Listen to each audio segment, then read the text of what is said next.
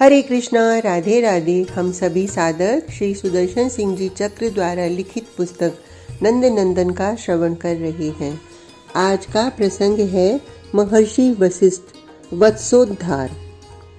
भगवत सानिध्य किसी को किसी भी रूप में अकस्मात प्राप्त नहीं होता। किसी का कोई पुण्य भगवत प्राप्ति कराने में समर्थ नहीं है। जन्म जन्म के पुण्यों का उदय केवल यही कर सकता है कि परमात्मा की प्राप्ति की कामना का उदय हो अंतर में। यही कामना प्रबल होकर साधना पिपासा बनते हुए जब अभिप्सा बनकर प्रीति में परिवर्तित हो जाती है, तब जीव का जीवन धन्य होता है, क्योंकि तब जगदीश्वर उसे अपनाए बिना नहीं रह सकता। जिस हृदय में भक्ति भगवती का आलोक आ गया, उसमें आए बिना भगवान रह कैसे सकता है। प्रेम स्वरूप जो है, यह प्रेम से पृथक कैसे रहेगा। केवल एक उपाय और है, और वह है किसी श्री हरि के निज जन का सानिध्य प्राप्त हो जाए। यह भगवत भक्त संत का सानिध्य सामीप्य किसे प्राप्त हुआ, कैसे प्राप्त हुआ, यह प्रश्न नहीं है। अग्नि में कोई काष्ठ पड़े, सम्मान पूर्वक आहुति बनकर समिधा के रूप में पड़े, अथवा तिरस्कार पूर्वक अग्नि को ताड़ित करने के लिए निक्षिप्त किया जाए, काष्ठ को अग्नि आत्मस्वरूप देगा ही। श्री हरि के जो अपने हो गए हैं, वे तो उनसे अभिन्न हैं। उनसे मिलन का अर्थ ही है कि स्वयं श्री हरि प्राप्त हो गए, अब वे मिलेंगे ही। असुरों को यही सरल साधन लगता है। जीव अपने स्वभाव से विवश है। राजस तामस स्वभाव पाकर साधना संभव नहीं हो पाती। असुरों का अपराध नहीं है, वे अपनी प्रकृति के परवश श्रुति सुर साधु के विरोधी बन जाते हैं। यह द्वेष जहाँ उन्हें दुष्टता की ओर पर पीड़न की ओर प्रवृत्त करता है, प्राय उनके उद्धार का उपाय भी बन जाता है। इसी प्रवृत्ति के कारण वे महात्माओं का अपराध करके शाप भाजन बनते हैं, और सत्पुरुष शाप देकर प्रसन्न तो नहीं हो सकते। आवेश में किसी के कष्ट का कारण स्वयं बन जाने पर उसके समुद्धार की चिंता स्वतः उत्पन्न हो जाती है, और किसी हरि भक्त की चिंता तो श्री हरि की अपनी चिंता है। मुझ में ही क्या था, मैंने क्रोधवश शाप दिया था निमि को। उन्होंने मेरी प्रतीक्षा न करके अन्य पुरोहित वरण कर लिया अपने यज्ञ में। लोभ ने मेरा विवेक नष्ट कर दिया था। मैंने निमि को मरण का शाप दिया, तो निमि ने वही शाप मुझे देकर कुछ अनुचित नहीं किया। मैं शाप का पात्र था। आयु का जब ठिकाना नहीं, पुण्य संकल्प को कल पर नहीं टालना चाहिए। यह निमि का तर्क निर्दोष था। अन्य पुरोहित के वर्ण में उनका विवेक था। मेरे अपमान की आकांक्षा नहीं थी। निमि भगवत भक्त थे, ज्ञानी थे। यह तो मुझे तब ज्ञात हुआ जब मैंने जाना कि उनके वंश को अपने आविर्भाव से भगवती आद्या शक्ति ने धन्य किया। निमि के शाप से मैं पवित्र हो गया। कहाँ तो मैं अप्सरा को देखकर काम मोहित मित्र और वरुण का पुत्र था, और कहाँ उस शाप ने मुझे सृष्टिकर्ता का साक्षात मानस पुत्रत्व प्रदान कर दिया। मुझे आग्रह करके उन चतुर्मुख ने अयोध्या के राजकुल का पुरोहित बनाया। मर्यादा करके उन चतुर्मुख ने अयोध्या के राजकुल का पुरोहित बनाया। मर्यादा पुरुषोत्तम ने अवतार धारण किया, तो उनके गुरु होने का गौरव मिला वशिष्ठ को, और उसके अनंतर यह सप्त ऋषि मंडल में स्थान का सम्मान। यह मेरे कर्मों का, मेरी साधना का तो सुफल नहीं है। यह है निमि जैसे तत्वज्ञ महापुरुष के शाप का प्रसाद, जिसने पुनः शरीर को स्वीकार ही नहीं किया। सप्तऋषि बन जाने का दायित्व भी बड़ा होता है। असुर मुर का पुत्र प्रमील घूमते हुए एक दिन मेरे आश्रम पर आ गया। उसे मेरी होम धेनु नंदिनी को देखकर लोभ लगा। इस कामधेनु के लोभ के कारण ही विश्वामित्र से मेरा विरोध हुआ था। असुर के मन में यह लोभ जागा तो आश्चर्य क्या, जानता था कि अस्त्र बल और तपा शक्ति से सृष्टि करने की शक्ति पाकर भी गाधी नंदन इस धेनु का अपहरण करने में समर्थ नहीं हुए थे। अतः असुर को मेरे साथ बल प्रयोग का साहस नहीं हुआ। उसने छल करने का निश्चय किया। मायावी दैत्य ब्राह्मण बनकर आया मेरे समीप और उसने याचना की, महर्षि, मैं अकिंचन दरिद्र ब्राह्मण आपकी होम धेनु की याचना करता हूँ। इससे मैं अपने परिवार का पालन करते हुए सुखपूर्वक साधनारत रह सकूंगा। आप पूर्ण काम धर्मज्ञ ब्रह्मपुत्र अतिथि को निराश नहीं करेंगे, इसी आशा से दूर से चलकर आया हूँ। मुझे ध्यान करके तथ्य जानने की आवश्यकता नहीं थी। वत्स रामभद्र ने त्रेता में प्रथम बार जब मुझे प्रणाम किया था, बिना बोले यह दक्षिणा उसी समय दे दी थी कि कोई भी माया मेरी दृष्टि का आवरण बनने में असमर्थ हो गई। मुझे तो असुर का ब्राह्मण रूप पारदर्शी अत्यंत अपदार्थ दिख रहा था। उसके आवरण में अवस्थित असुर को मैं स्पष्ट देख सकता था, लेकिन वह ब्राह्मण बनकर मेरे यहाँ आया था। अतः मैं सोचने लगा कि क्या कर्तव्य है ऐसी अवस्था में। मेरी नंदिनी ने 2 क्षण का भी मुझे अवकाश नहीं दिया।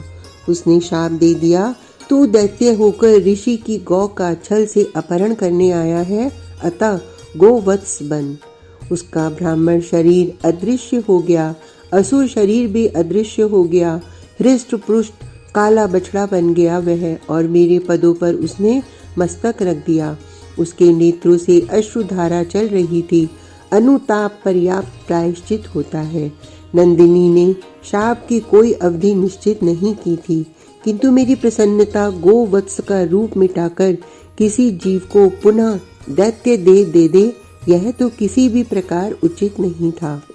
नंदिनी शिरोदधि मंथन से आविर्भूत कामधेनु की आत्मजा है, और वे कामधेनु गोलोक की पूज्या सुरभि अंशोद्भवा है। अतः नंदिनी के शाप से समुद्धार श्री गोलोक बिहारी गोपाल करें। दैत्य को उनके श्री चरण प्राप्त हो, यही समुचित संगति थी। सृष्टि में निर्दोष कुछ नहीं होता। नंदिनी के शाप में भी एक बड़ा अनर्थ अंतर्हित था। गोवत्स से ही बढ़कर वृषभ होता है।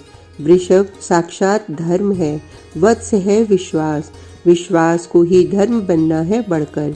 इस विश्वास में आसुर भाव दैत्य को प्रवेश दे दिया नंदिनी ने। आसुर भाव युक्त विश्वास विनाश ही तो करेगा विश्व में। इस विश्वास का, आसुर विश्वास का विनाश श्री कृष्ण स्वयं करे तो हो। आकर्षण की सत्ता तो वही है। वही असुरता में विश्वास को अपनी ओर आकृष्ट करने में समर्थ है। नंदिनी के शाप से बने बछड़े का उद्धार उन गोपाल को ही करना चाहिए। यह सब सोचकर मैंने कह दिया, वत्स, प्रतीक्षा करो कुछ दिन। द्वापरांत में गोलोकेश्वर गोपाल ब्रिज में आकर तुम्हारा उद्धार कर देंगे। मेरा आशीर्वाद का सम्मान तो मेरे मर्यादा पुरुषोत्तम को ही रखना है। जानता हूँ वही ब्रिज में नंद नंदन बनकर आए हैं। उससे मुझे अनुरोध भी कहाँ करना है। वह मेरा आदेश मांगेगा, किंतु वहाँ जाने में मुझे एक बड़ी बाधा है। मुझे देखते ही वह वही साकेत का संकोची नाथ बन जाएगा। उसके उन्मुक्त विहार में अवरोध बनना, मेरा जाना उचित नहीं है। मेरे भाई देवऋषि नारद को व्यसन है घूमते रहने का। आजकल ब्रिज उनके आकर्षण का केंद्र बन गया है। अतः मुझे वहाँ का संवाद प्रतिदिन उनके द्वारा प्राप्त हो जाता है। महर्षि, ब्रिज राजकुमार का दर्शन करते आप। वह अयोध्या हो या वृंदावन, दूसरा नहीं हुआ करता। आज देव ऋषि ने सुनाया।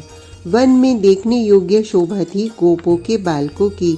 आप अब भी गदगद हो जाते हैं और यह कहते कि खेल में भी श्री राम सखाओं को विजयी बनाते थे और स्वयं हार जाते थे। आज मैं यह प्रत्यक्ष देख आया हूँ। मल्ल युद्ध में शाम सबसे सुकुमार है। आपके इस सर्वेश को सब गोप कुमार पटकनी दे देते हैं। बड़े उत्साह से उठकर फिर ताल देता है, आ अब की तुझे अवश्य पटक दूंगा। सखा इसके अंग को पकड़ते ही संभलकर हैं, किंतु इसे तो किसी से भी विजयी बनना नहीं आता। अवश्य इस बार लटकनपन आ गया है। गिरकर भी पराजय नहीं स्वीकार करता। सखा ने कोई अनियमितता की है, यही कहता कूदता रहता है। आंख मिचौनी तक तो खेलनी नहीं आती। इसके बड़े बड़े लोचन किसी बालक की हथेली से ढक नहीं पाते, किंतु इसका कोई लाभ नहीं तो बेचारी सर्वज्ञता क्या करे। दाऊ को, तोक को, अंशु को, तेजस्वी को, देवप्रस्थ को इसे छूना नहीं है। ये समीप खड़े हों तो भी नहीं। ढूंढना है श्री दाम को, भद्र को, बहुत हुआ तो सुबल अथवा वरुथप को। अर्जुन, ऋषभ, विशाल सहायता करके स्वयं स्पर्श में न आवे तो सदा यही दाव दे। यह छिपे भी कहाँ, क्या करें अपनी अंग कांति का। जहाँ छिपेगा मयूरों का समूह वही केका ध्वनि पुकारेगा। भ्रमर, कपि, शशक, पक्षी सब उधर ही भागेंगे, यह भी क्या छिप सकता है। आज लाठी चलाना सीखना था। भद्र ने कहा, मुझे मार, तो आपने लाठी ही फेंक दी और फूट फूट कर रोने लगे भद्र के कंठ से लगकर। सखा अपने ऊपर लाठी चलाने को कहे, इतना भी सुनना सहन नहीं है। तू रोता क्यों है? भद्र भौचक्का पूछने लगा पुचकार कर। तू मेरे किस अपराध से कहता है कि मैं तुझे लाठी मारूं? यह कहते रुदन क्रंदन बन गया। लाठी सीखेगा कैसे? भद्र हंसने लगा। मुझे लाठी लगेगी नहीं, तुझे तो मेरी लाठी पर लाठी मारनी थी। मैं नहीं सीखता। कन्हई रूठ गया, तू अच्छा नहीं है। देव ऋषि अनंत काल तक तन्मय यह वर्णन करते रहते यदि मैं बाधा नहीं देता। मैंने रोक कर पूछा, वह नंदिनी के शाप से बछड़ा बना मुड़ का पुत्र प्रमील वृंदावन नहीं पहुंचा? आपने बतलाया था कि कंस उसे पकड़कर मथुरा ले गया था। वह शापित बछड़ा तो कभी वृषभ बनेगा नहीं। आप अभी उसी की चिंता कर रहे हैं। नंद नंदन ने उसे सदा के लिए बछड़ा बना दिया। वह गोलोक में अपनी कृष्णा का बछड़ा बनकर पहुंच गया। नारद जी ने नेत्र खोलकर मेरी ओर देखा। आपने जिस पर अनुग्रह किया, आपका वह त्रेता का शिष्य इतना असावधान तो नहीं है कि उसे भूल जाए। आप देखेंगे कि पुत्र के नाते उसके पिता मुर का भी उद्धार करने वह एक दिन भौमासुर के नगर पहुंच जाएगा। अब मुरारी बने बिना वह मानेगा नहीं। जानता हूँ मेरा राघवेंद्र किसी को अपनाता है तो उसके पूरे परिकर को पवित्र कर देता है। वह अब कृष्ण बना है तो भी कृपण तो होने से रहा। मैंने देव ऋषि की ओर इस अभिप्राय से देखा कि वे इस बछड़े की उद्धार कथा तो सुना ही दें। कुछ बड़ा वर्णन नहीं है, देव ऋषि ने हंसकर कहा। कंस नहीं भेजा था उसे वृंदावन। सहस्त्रों बछड़ों में जाकर मिलने में उसे कोई कठिनाई नहीं हुई, किंतु उसे ध्यान भी नहीं होगा कि दूसरे बछड़ों की अपेक्षा उसमें कुछ अंतर है। उसके मस्तक पर पूजा का कुमकुम तिलक नहीं था। यह उसके काले वर्ण में लक्षित नहीं किया जा सकता था, किंतु उसके कंठ में पूजा की पुष्पमाला भी नहीं थी। केवल मौक्तिक माल स्वर्ण घंटिकाओं से युक्त माया से बना ली थी उसने अन्य बछड़ों को देखकर। दादा, कितना सुंदर बछड़ा है ये, शाम ने देखते ही पहचान लिया।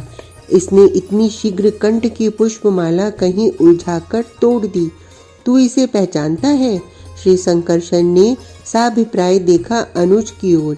इसके उद्धार का जिन्होंने दायित्व दिया है उनके पावन पदों को पहचानना अधिक आवश्यक है। कन्हई ने अग्रज के कर्ण से मुख सटाकर कहा और मुस्कुराया। नंद नंदन दबे पैर धीरे धीरे चला उस बछड़े की ओर। ऐसे चला जैसे बहुत सुंदर, बहुत अच्छा लगा यह बछड़ा उसे और पुचकारने ही जा रहा हो। यह नया बछड़ा कहाँ से हमारे बछड़ों में आ मिला? सभी गो बालक चकित देखने लगे उसी ओर। यह न नंद ब्रिज का था न बृहत्सानुपुर का। इतने लाल लाल नेत्रों का बछड़ा कभी देखा नहीं था बालकों ने। कितने ही ऐसे काले हृष्ट पुष्ट बछड़े थे उनके यूथ में, किंतु ऐसा तो कोई नहीं था कि कन्हई को अपनी ओर आते देखकर भी उदासीन बना रहे, घास चरने में लगा रहे, कूदकर शाम को सूंघने समीप न पहुंच जाए। कृष्णचंद्र समीप पहुंचे। बछड़ा तनिक गर्दन टेढ़ी करके यही देख रहा था। उसने अपना पिछला एक पैर चलाकर प्रहार किया, किंतु पूंछ के साथ वह पैर गोपाल ने पकड़ लिया। दूसरा पैर चलाया तो दूसरे हाथ से पकड़ लिया और फिर उसे मस्तक के चारों ओर घुमाते स्वयं घूमने लगे। कनु, यह दैत्य है, बालक चित्कार कर उठे। नंदिनी का शाप श्री कृष्ण के स्पर्श के साथ समाप्त हो गया। अब वहां बछड़ा नहीं था। काला, भयंकर, रक्त नेत्र, रक्त केश, भयंकर दाढ़ों वाला दैत्य था, जिसके पैर पकड़कर कनाई स्वयं तीव्र गति से घूम रहा था। दैत्य के लिए अपने हाथ भी समेटना संभव नहीं हो रहा था। गोप बालक भौचक्के रह गए थे। उनका सुकुमार कनाई इतने बड़े दैत्य को कब तक घुमाएगा? लेकिन 2 क्षण लगे और सामने फेंक दिया पूरे बल से दैत्य देह एक भारी कपित्त वृक्ष के ऊपर। कपित्त का वृक्ष टूटकर गिर पड़ा। दैत्य का शरीर फटकर चिथड़े हो गया और आपका कृपा पात्र तो पुनः बछड़ा बनकर गोलोक में सुरभि के समीप पहुंच गया था। गोप कुमार दौड़कर अपने सखा को अंकमाल दे रहे थे। श्री संकर्षण भैया का कर अपने करों में लेकर सहलाने लगे थे। मैं सुरों को सुमन वर्षा तथा स्तुति करते छोड़कर आपको समाचार देने यहाँ चला आया। देव ऋषि का वर्णन सुनकर मैं क्या कहता। मेरे वचनों का सम्मान मेरे रामभद्र ने इस अवतार में भी इतना रखा। मंगल हो नंद नंदन का। आज का प्रसंग इतना ही। कल तक के लिए हरे कृष्णा, राधे राधे।